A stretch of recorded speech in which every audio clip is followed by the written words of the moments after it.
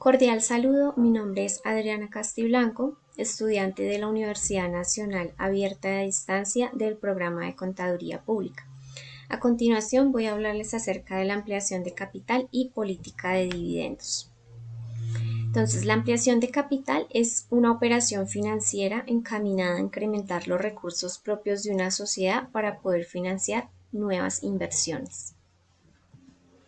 Dentro de los tipos de ampliación de capital encontramos valor nominal, que es aquel donde se aumenta el valor de las acciones y se canjean por las antiguas. Se suele hacer para aumentar el valor de la empresa. Emisión de nuevas acciones. Se permite acudir a cualquiera a la ampliación, pero se ofrecen primeramente a los accionistas antiguos para que puedan mantener el porcentaje que tenían. Compensación de créditos es cuando tenemos acreedores y le ofrecemos acciones a ellos a cambio de las deudas, y en este caso nuestros acreedores se convierten en accionistas de la empresa. Tipo de valor para las acciones. Entonces encontramos a la par, que es cuando la nueva acción tiene el mismo valor nominal que las anteriores. Es decir, que en este caso aumenta el número de acciones en circulación, lo cual hace que disminuya el valor contable de cada título, por lo cual la empresa vale lo mismo, pero se divide entre más títulos. Sobre la par, cuando las nuevas acciones tienen un mayor valor nominal, creando así una reserva. En este caso, aquellos inversores que deseen acudir a la ampliación deberán pagar una cantidad adicional que se añade a las reservas de la compañía y que se denomina prima de emisión.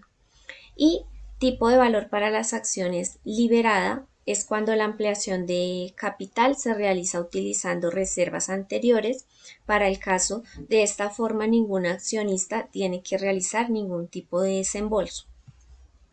Motivos por los cuales hacemos una ampliación de capital: para conseguir dinero y centrarnos en nuevas inversiones, para tratar de mejorar la estructura financiera, ya sea amortizando deuda o para reestructurarla, y para poder pagar dividendos mediante acciones.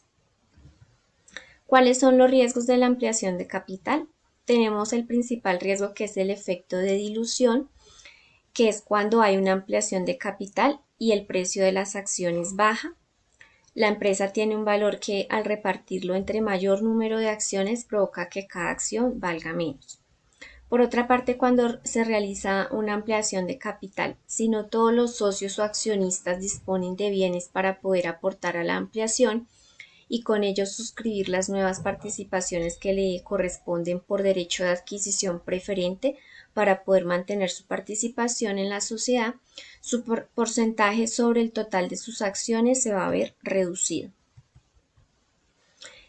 Ahora voy a hablarles acerca de la política de dividendos. Primero debemos saber que los dividendos es el pago hecho por una empresa a sus accionistas, ya sea en efectivo o en acciones, originados de las ganancias de la empresa, independientemente de que se hayan generado en el periodo actual o en periodos anteriores.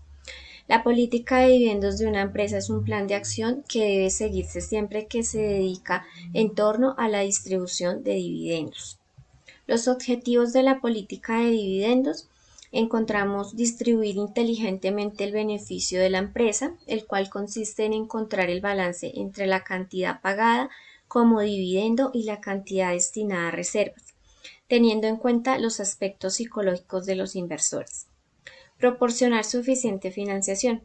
Consiste en impulsar el bienestar económico y social mediante una adecuada inversión del capital en inversiones o proyectos que arrojen el máximo rendimiento a la empresa.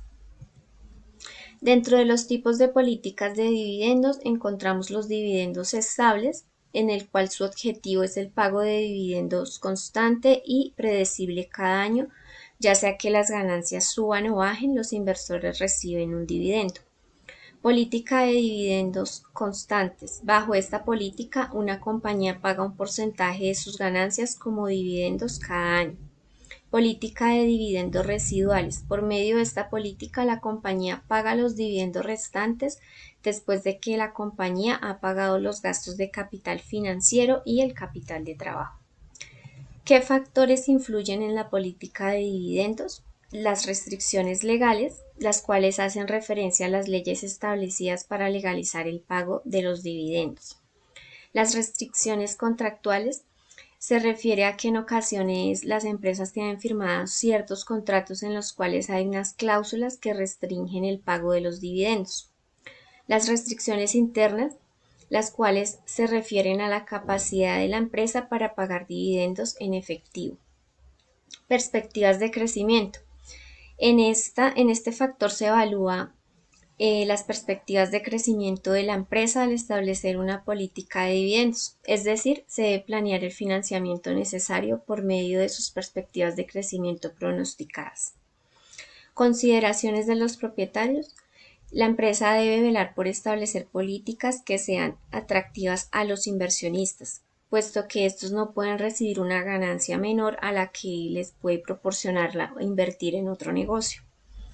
Aspectos del mercado. La empresa siempre debe buscar establecer políticas que respondan a los requerimientos del mercado, enfocadas para que la empresa tenga un buen posicionamiento y sea considerada como una buena opción para invertir.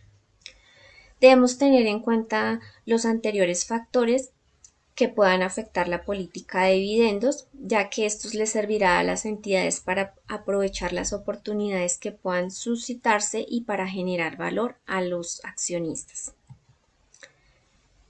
Podemos concluir que la política de dividendos no es una decisión independiente porque se debe tener en cuenta la presupuestación de capital y la estructura de capital de la empresa.